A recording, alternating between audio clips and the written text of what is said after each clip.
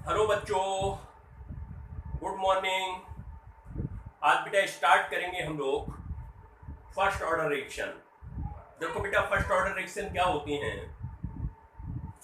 ऐसी रिएक्शन जिनकी rate reactant के कंसंट्रेशन की फर्स्ट पावर पर डिपेंड करती हैं। ऐसी रिएक्शंस को बेटा कहते हैं फर्स्ट ऑर्डर रिएक्शंस। तो reactions whose rate depends on first power of concentration of reactant is called first order reaction। वो रिएक्शन बेटा जिनमें रिएक्शन की रेट कंसंट्रेशन की 1 पावर पर डिपेंड करे, कंसंट्रेशन की 1 पावर पर डिपेंड करे, ऐसी रिएक्शन को बेटा कहते हैं first order reaction.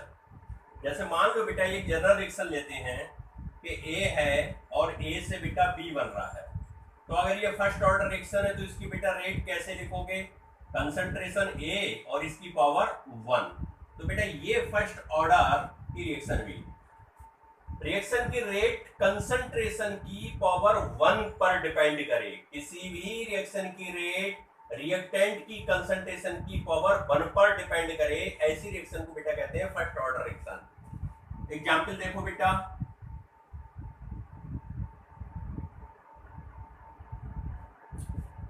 Decomposition of H2O2। H2O2 बेटा टूटता है H2 प्लस O2 में। ये बेटा फर्स्ट ऑर्डर की रिएक्शन है। इसका रेट ला एक्सप्रेशन लिख लो, H2O2 की पावर 1। तो बेटा ये फर्स्ट ऑर्डर रिएक्शन हुई, पहला एग्जाम्पल। सेकेंड एग्जाम्पल बेटा, एथिल क्लोराइड को जब बेटा डिकम्पोज करेंगे तो ये टूटेगा C2H4 में प्लस HCl में। ये भी बेटा फर्स्ट ऑर्डर की रिएक्शन है। रेट बेटा इसकी रेट ला एक्सप्रेशन लिख लो, C2H5Cl की पावर 1। तो बेटा ये भी फर्स्ट ऑर्डर रिएक्शन है। थर्ड बेटा देखो, एस्टर बेटा ले लो, CH3COO C2H5। इसका हाइड्रोलिसिस बेटा कर दो। जैसे बेटा हाइड्रोलिसिस करोगे तो बनेगा CH3COOH प्लस बेटा फॉर्म होगा C2H5OH। इसकी रेट बेटा लिखेंगे तो K CH3COOC2H5 की फर्स्ट पावर पर बेटा डिपेंड करेगा, वाटर पे डिपेंड नहीं करेगा बेटा। ये फर्स्ट ऑर्डर बेटा रिएक्शन है। तो ये फर्स्ट ऑर्डर के मैंने एग्जांपल दिए। ऐसी बेटा इन्वर्जन ऑफ शुगर भी इसी का एग्जाम्पल है। देख लो चौथा एग्जाम्पल भी देख लो, फोर्थ। ये होता है C12H22O11 शुगर होता है। इसका हाइड्रोलिसिस बेटा करो। जैसे हाइड्रोलिसिस करोगे तो C6H12O6 बनेगा और प्लस बेटा C6H12O6 बनेगा। इसका रेट बेटा लिखो तो रेट होता है K C12H22O11 की पावर 1 के। तो बेटा ये इन्वर्जन ऑफ शुगर का एग्जाम्पल है, इन्वर्टेड शुगर कहलाता है। ये बेटा देखो फर्स्ट ऑर्डर रिएक्शंस है। तो कितने यहाँ कोफिशिएंट हैं इससे तो कोई लेना देना है नहीं। हमें बेटा केवल लेना देना किससे है? एक्सपेरिमेंट करके हमने देखा कि भाई केवल एक रिएक्टेंट की पावर फर्स्ट के डिपेंड कर रही है रेट। तो बेटा ये फर्स्ट ऑर्डर रिएक्शन करा रही है। हमने बताया बेटा कभी भी रिएक्शन के कोफिशिएंट देखकर रेट नहीं लिख सकते, रेट ला एक्सप्रेशन नहीं लिख सकते, क्योंकि बेटा रेट ला एक्सप्रेशन क्या है? ये बेटा एक्सपेरिमेंटल कॉन्सेप्ट है। एक्सपेरिमेंट करने के बाद पता चला कि ये फर्स्ट ऑर्डर है, ये जीरो ऑर्डर है, ये सेकंड ऑर्डर है, ये थर्ड ऑर्डर है, ये या बेटा ये -1 ऑर्डर है, क्योंकि फ्रैक्शन में भी हो सकती है, माइनस में हो सकती है, प्लस में भी हो सकती है, जीरो में भी हो सकती है ऑर्डर। तो आपको ये बेटा एक्सपेरिमेंटल डाटा से मिलेगा। बात क्लियर है क्या? तो वे रिएक्शन है जिनकी रेट रिएक्टेंट की कंसंट्रेशन की 1 पावर पर डिपेंड करता है बेटा, फर्स्ट पावर पर डिपेंड करता है, वही बेटा कहलाती है कौन सी reaction? First order reaction. Note कर लो इसे, फिर मैं हटा रहा हूं। चलो बेटा,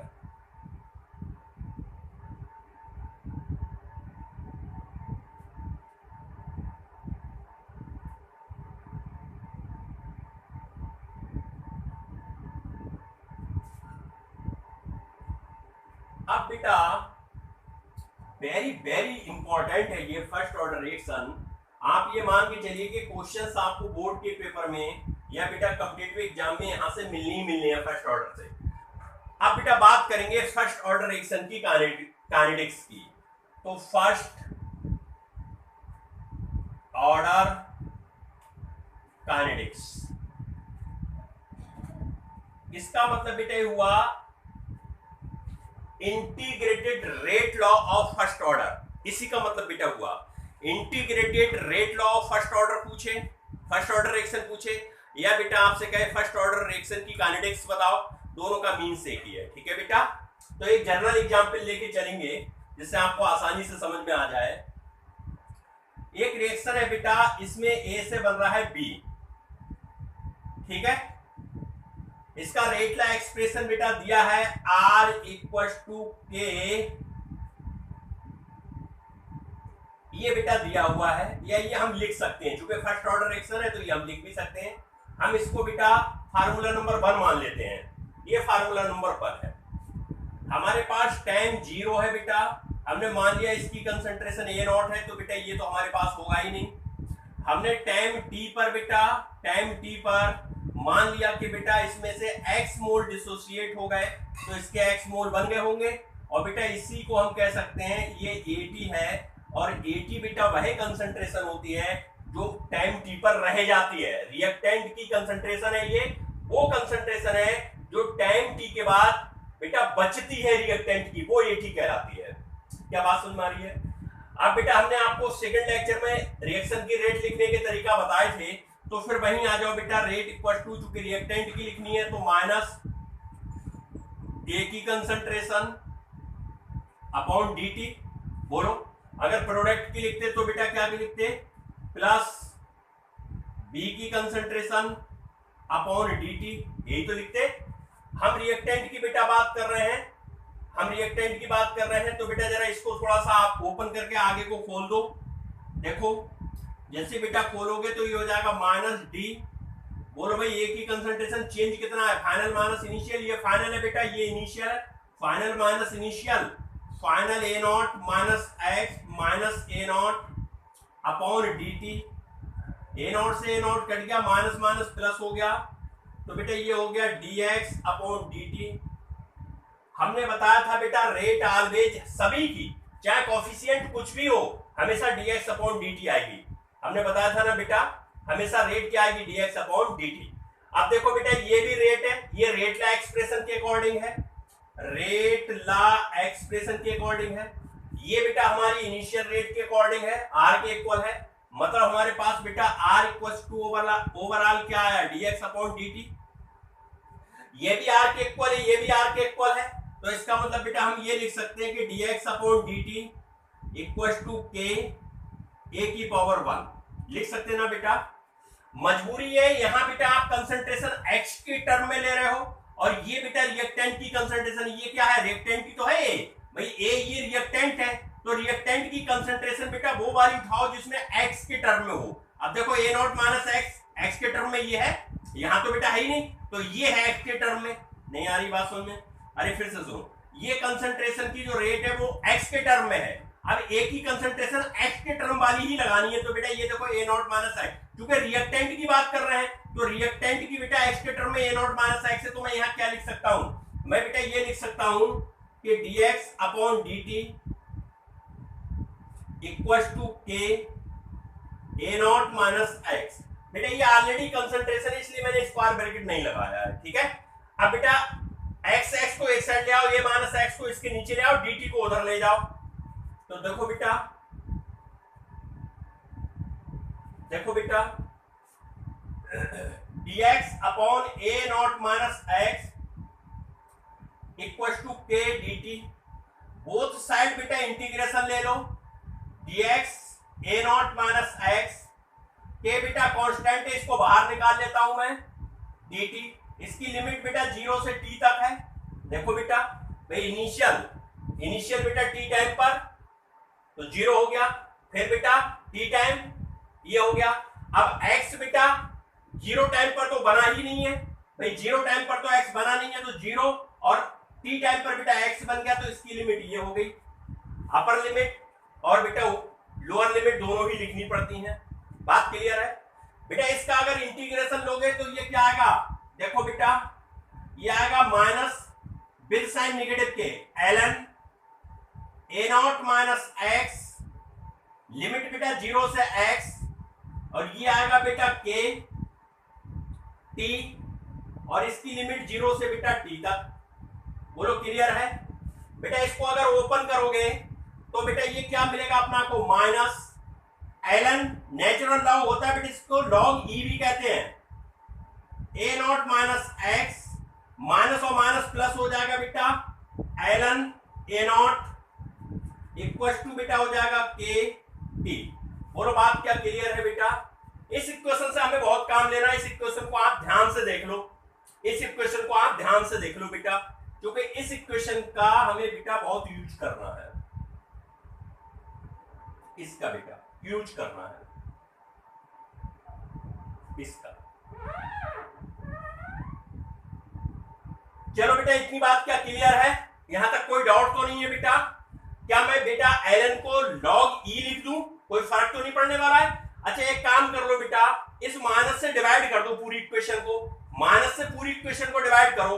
जैसे माइनस से पूरी इक्वेशन को डिवाइड करोगे तो माइनस माइनस प्लस हो जाएगा, ये माइनस से डिवाइड करोगे बेटा माइनस आ जाएगा और ये माइनस आ जाएगा। पूरी इक्वेशन को बेटा माइनस से डिवाइड करो, कोई फर्क नहीं पड़ता, बोथ साइड कर रहे हो ना, बोथ साइड माइनस से डिवाइड करो। जैसे डिवाइड माइनस से बेटा करोगे तो ये हो जाएगा natural log ln a not minus x minus बेटा ln a not equal to minus kt। बोलो बेटा बात क्या समझ में आई? यहां तक कोई डाउट तो नहीं है? यहां बोलो बेटा कोई डाउट तो नहीं है? माइनस से डिवाइड बोथ साइड बेटा मैंने कर दिया। अब बेटा जरा देखो, अगर मैं इसको बेटा ये वाली वैल्यू को इस वाली वैल्यू को उधर ले जाऊं, ध्यान से देखो, इसको उधर ले जाऊं तो बेटा ये प्लस में हो जाएगा, kt को मैं बेटा इधर ले आऊं माइनस में हो जाएगा। बोलो ये इधर ले आऊं माइनस में, ये माइनस का प्लस में हो जाएगा। तो पहले इसे नोट कर लो, थोड़ा स्पेस कर लो बेटा, मैं नोट कर लो, नोट कर लो, ये हटा दे रहा हूं बेटा, फार्मूला नंबर फर्स्ट था ये।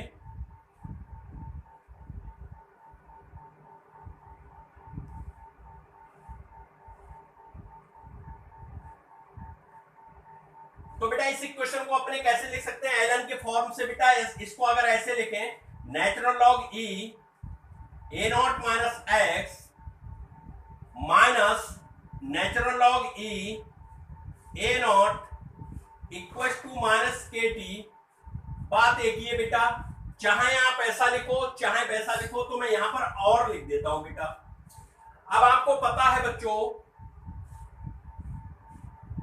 आपको बेटा एक बात पता है कि अगर कहीं पर ये लिखा हो बेटा नेचुरल लॉग ई एक्स, तो इसको लिखेंगे 2.303 लॉग बेस 10x, ये बेटा लिखेंगे।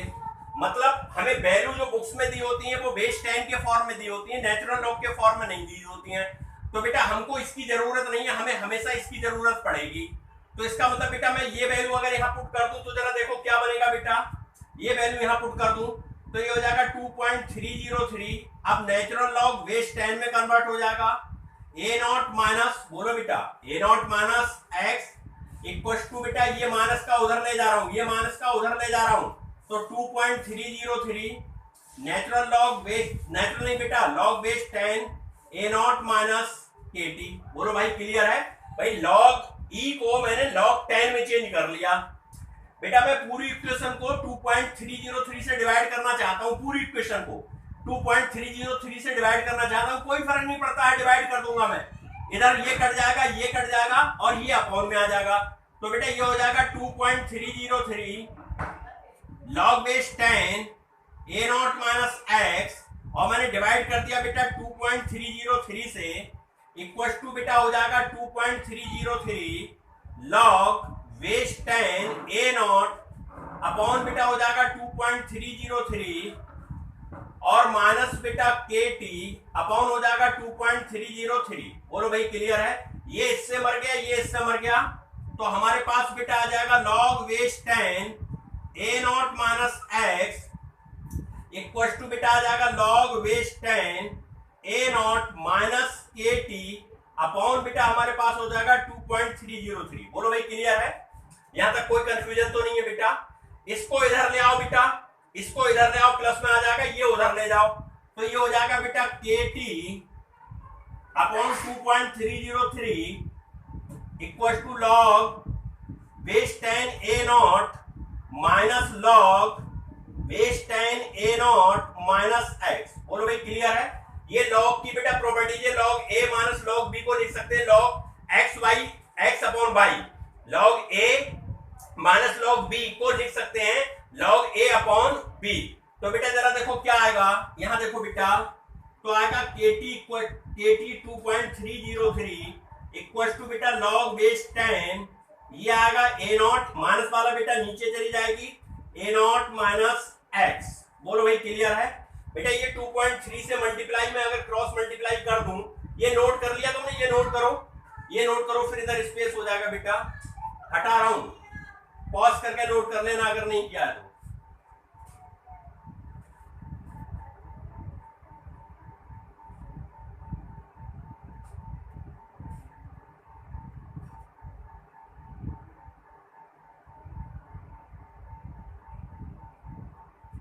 तो बेटा यहां से देखो, अगर मैं ये 2.303 को क्रॉस मल्टीप्लाई करूं तो ऊपर क्या हो जाएगा, ऊपर हो जाएगा बेटा KT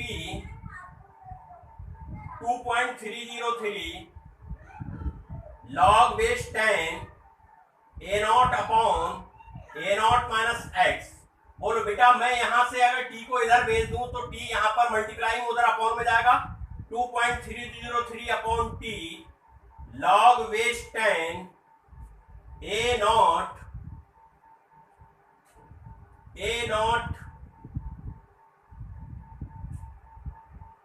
upon A0 minus x। ये बेटा फार्मूला आपका बड़ा मस्त है बेटा, यही इंटीग्रेटेड रेट लॉ कहलाता है, और इस फार्मूला से बेटा आपके बहुत सारे क्वेश्चन सॉल्व होंगे, सब क्वेश्चन बेटा इसी से सॉल्व होंगे, इससे सॉल्व होंगे। यहां है क्या क्या जरा देख लो बेटा, A0 है इनिशियल कंसंट्रेशन ऑफ रिएक्टेंट, बेटा A0 माइनस x क्या है बेटा, ये बेटा आपकी final concentration at time t पर बची हुई कंसंट्रेशन है बेटा, या रिमेनिंग कंसंट्रेशन एक ही बात है, एट टाइम t। बेटा t क्या है, t बेटा अपना टाइम है, यहां से यहां तक पहुंचने में कितना समय लगा, टाइम टेकन। k बेटा क्या है, k बेटा आपका कांस्टेंट है, रेट कांस्टेंट।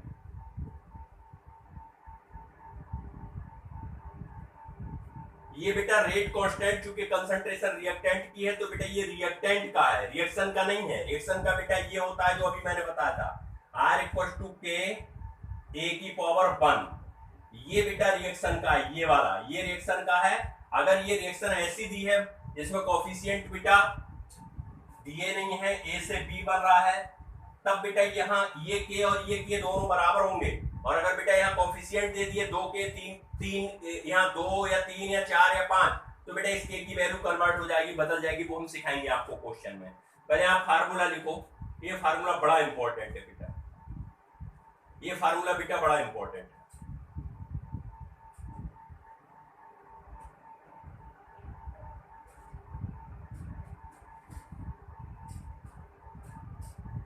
हटा दूं बेटा इसे,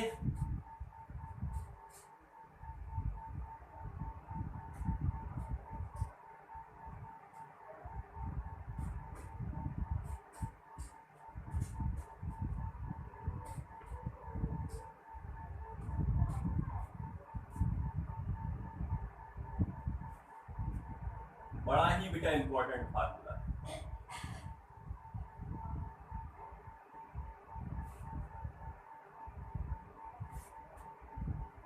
तो हमारे बेटा 2 फार्मूला बिल्कुल क्लियर हुए। एक बेटा ये हुआ कि R इक्वल टू के A की कंसंट्रेशन की पावर 1, एक बेटा ये फार्मूला हमारा क्लियर हुआ।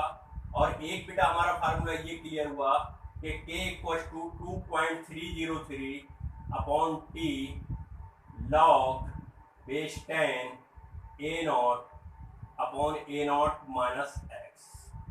बेटा ये दो फार्मूला हमें बिल्कुल क्लियर हो गए। अब जरा थोड़ा सा बेटा मेरी बात पर ध्यान दो। अभी हमने एक फार्मूला पढ़ा था, हमने कहा वो काम आएगा, उसको हर किसी को याद रखना है। फार्मूला तो जो याद रखने इन्हीं से काम होना है, लेकिन वो फार्मूला भी याद कर लो।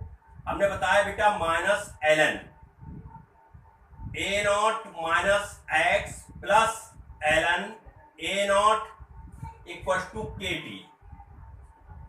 अभी बेटा सिखाया था।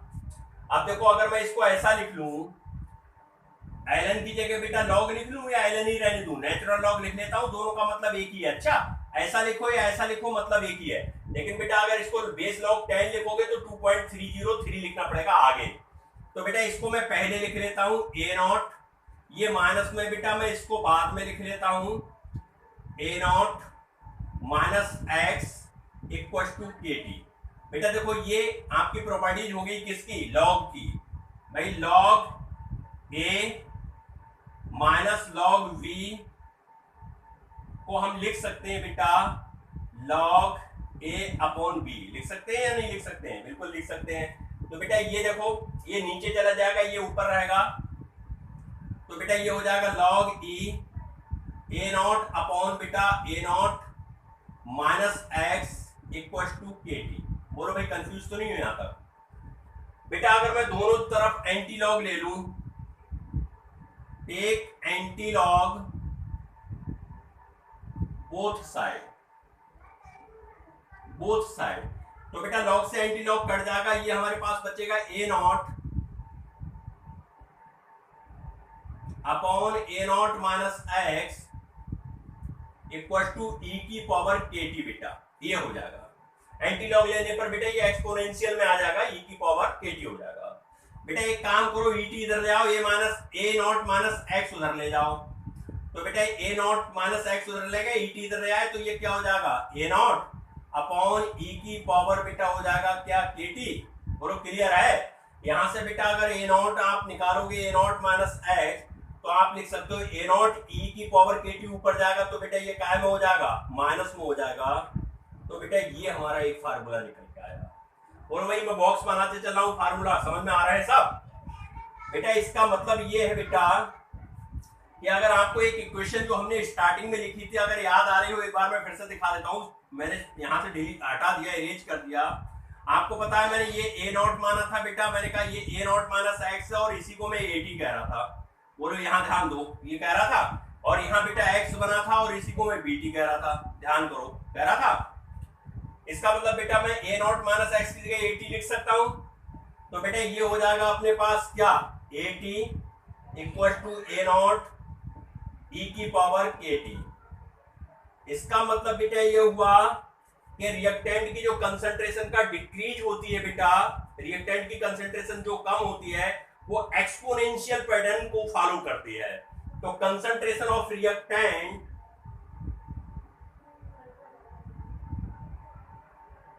follows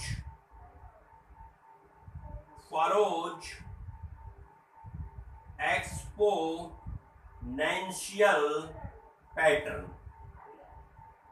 बेटा इसको फॉलो करती है, मतलब ग्राफ बेटा लीनियर नहीं आएगा, एक्सपोनेंशियल जाएगा।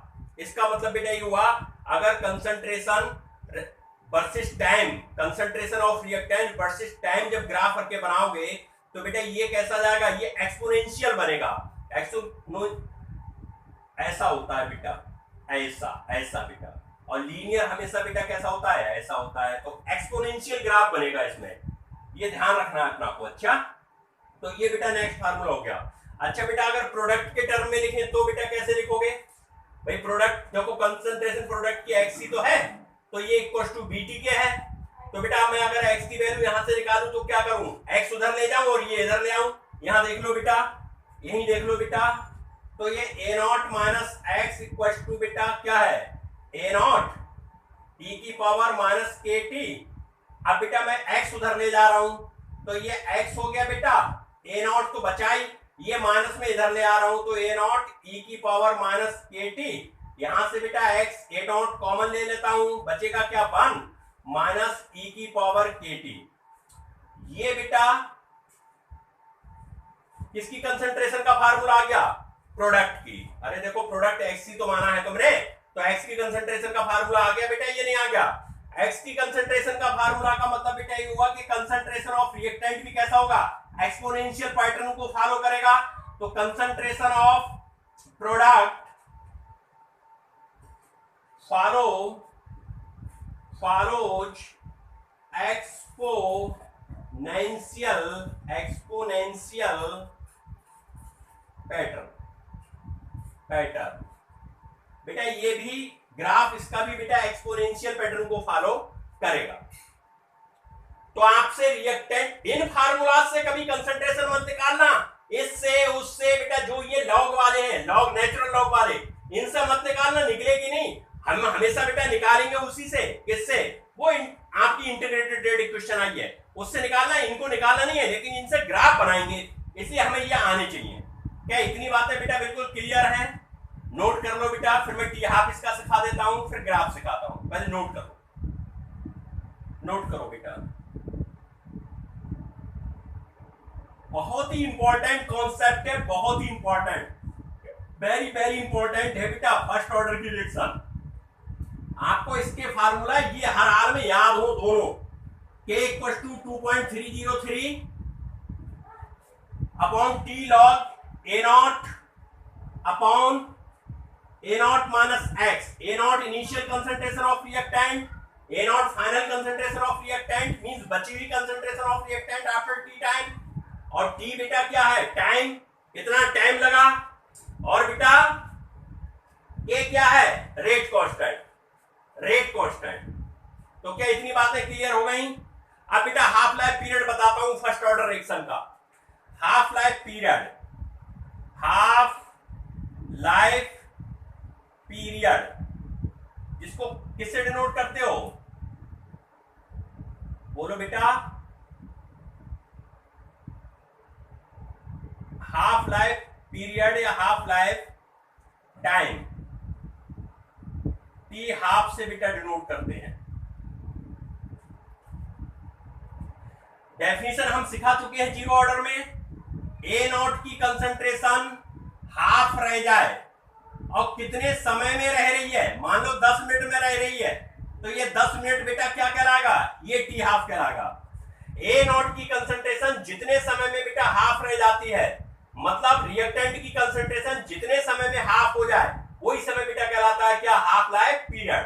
अब देखो हमारे पास इक्वेशन थी integrated, K equal to 2.303 upon बेटा टी लॉग बेस 10 ए की कंसंट्रेशन अपॉन ए की कंसंट्रेशन माइनस एक्स। यही तो थी बेटा, यही तो थी बेटा इनिशियल कंसंट्रेशन क्या है, ए नॉट।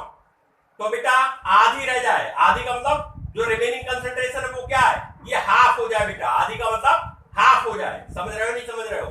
तो इसकी जगह हर के क्या लिखोगे, देखो बेटा ए नॉट इनिशियल कंसंट्रेशन है, तो बेटा हाफ कंसंट्रेशन कितनी होगी, a/2, और ये होगी ए नॉट माइनस एक्स के इक्वल, और टाइम बेटा जो होगा वो टी की जगह क्या हो जाएगा, टी हाफ हो जाएगा। ये वैल्यू पुट कर दो इस इक्वेशन में, पुट करोगे तो k इक्वल टू हो जाएगा 2.303 upon T half log base 10 A not upon A not by 2। बोलो क्लियर है?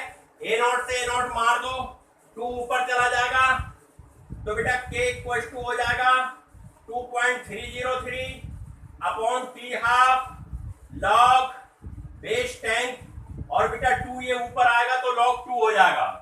हमें पता है log 2 की वैल्यू 2.303 अपॉन टी हाफ, और log 2 की वैल्यू होती है 0.3010। जैसे बेटा इनको मल्टीप्लाई करोगे, ध्यान से सुनो, मल्टीप्लाई करोगे तो 0.693 ये वैल्यू आएगी, और टी हाफ, अगर टी हाफ फाइंड आउट करना है तो k को नीचे ले जाओ, भाई वो तो कांस्टेंट है बेटा, ये फार्मूला निकल के आएगा। फर्स्ट ऑर्डर की रिएक्शन में इनिशियल कंसंट्रेशन का कोई रोल नहीं है, देखो है ही नहीं कंसंट्रेशन, टर्म ही खत्म हो गया, सीधे वैल्यू दी है कांस्टेंट, टी हाफ होती है कांस्टेंट। देखो यहाँ कोई बेटा कंसंट्रेशन ए नॉट कहीं दिया है, यहाँ नहीं दिया है तो टी हाफ बेटा क्या हो गया, zero order sorry first order reaction के लिए क्या हो गया, कांस्टेंट हो गया। तो इसका ग्राफ ध्यान रखोगे क्योंकि पूछ सकता है, कहीं कंफ्यूज हो जाओ, ग्राफ से भी पूछता है ये बताओ फर्स्ट ऑर्डर की रिएक्शन है या जीरो ऑर्डर की है। लेकिन अगर आपको ग्राफ नहीं आएंगे तो आप नहीं बता सकते हो। तो इतनी बातें क्लियर हो गई, नोट करो इसे बेटा, नोट करो फटाफट, नोट करो बेटा फटाफट इसे।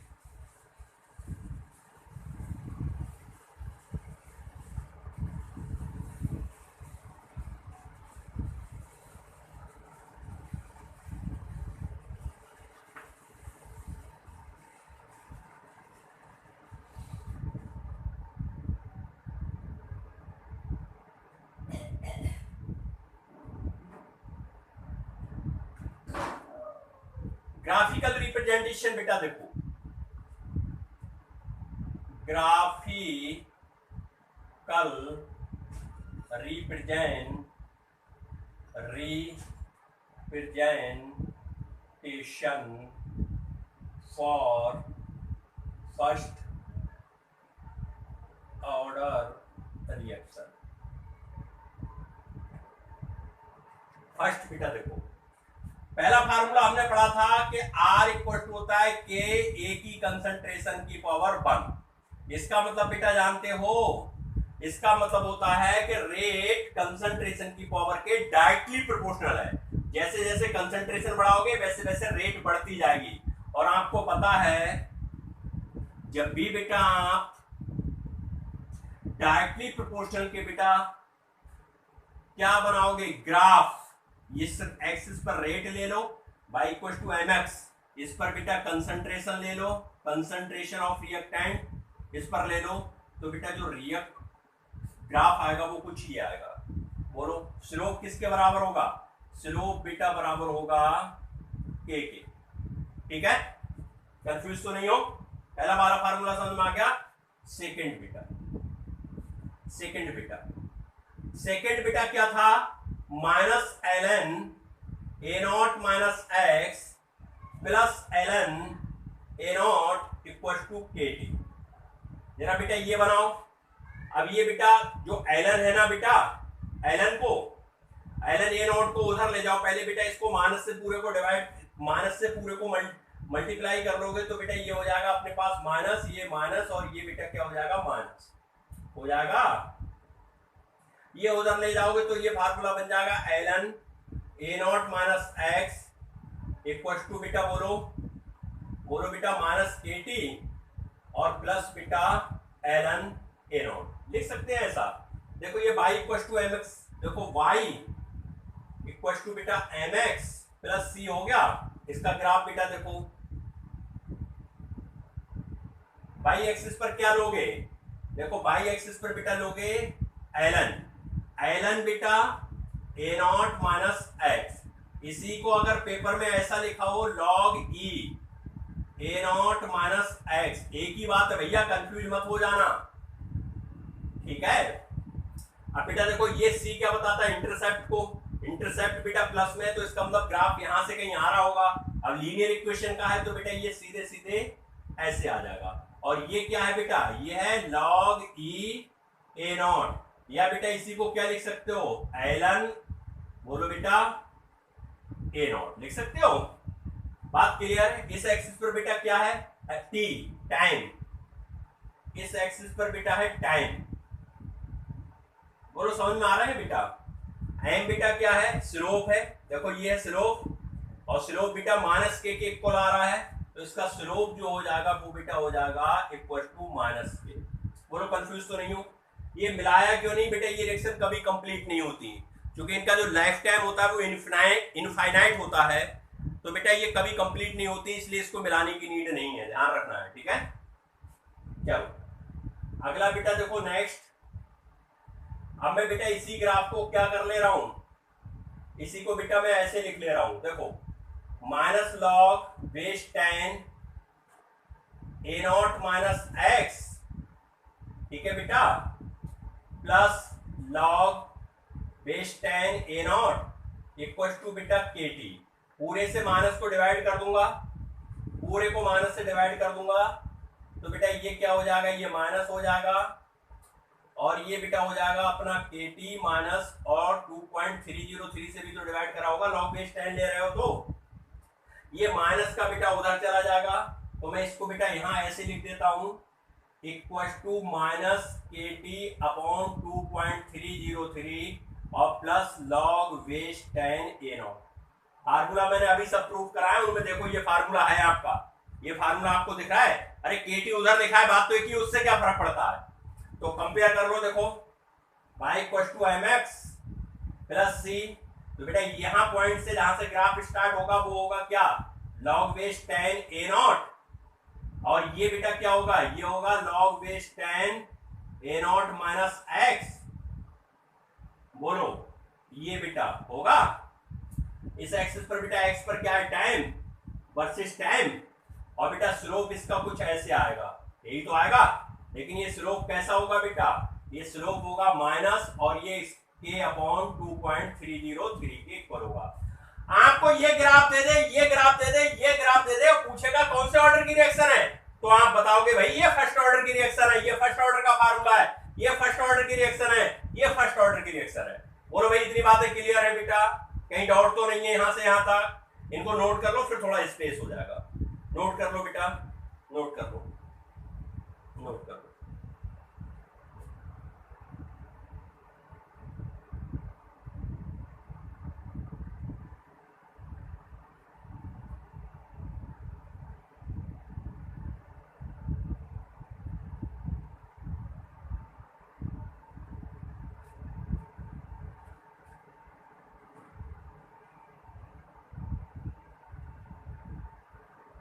तो नेक्स्ट है बेटा फोर्थ ग्राफ, आपने एक फार्मूला पढ़ा था कि AT इक्वल टू, बोलो बेटा क्या था, AT इक्वल टू अभी तो बताया था A0 e की power minus KT, exponential graph है बेटा, e की पावर माइनस KT है, तो ये तो फिक्स है बेटा। तो जरा देखो वेरिएबल इसमें k है बेटा, सॉरी वेरिएबल टाइम है, तो टाइम के साथ साथ रिएक्टेंट की कंसंट्रेशन का क्या होता है, जरा ये देखो, ये बेटा कंसंट्रेशन ऑफ रिएक्टेंट, जिसको अपना क्या कह रहे हो, KT कह रहे हो बेटा, यही तो वेरिएबल है। तो इस एक्सिस पर बेटा ये है, इस पॉइंट पर बेटा ध्यान से देखो, ये तो कंसंट्रेशन A0 होगी बेटा, तो इसका ग्राफ बेटा कुछ ऐसे आएगा, एक्सपोनेंशियल, और ये ग्राफ बेटा एक्सपोनेंशियल है, और ये है काय का कौन सी इक्वेशन है, ये AT equal to A0 e की पावर माइनस KT का। बोलो भाई क्लियर आ गया। आपसे कहे कंसंट्रेशन ऑफ रिएक्टेंट और टाइम के वर्सेस ग्राफ बताओ, या ऐसा ग्राफ दे दे, आपसे क्या बताओ ये कौन से ऑर्डर की रिएक्शन है, तो बेटा आप बताना है ये फर्स्ट ऑर्डर की रिएक्शन है।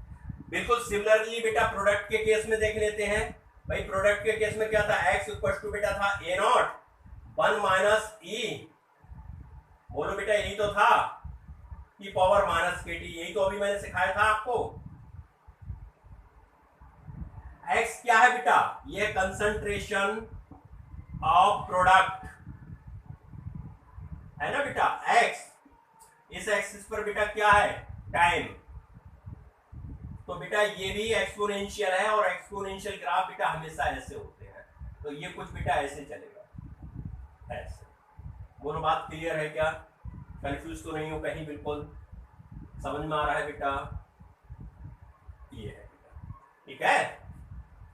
और लास्ट बेटा है, अभी अर्पित ने पढ़ा था 6 बता रहा हूं, और वो है बेटा T half equal to 0.693 upon K, और बेटा ये ग्राफ यहां बेटा T हाफ है आपका, और यहां बेटा इनिशियल कंसंट्रेशन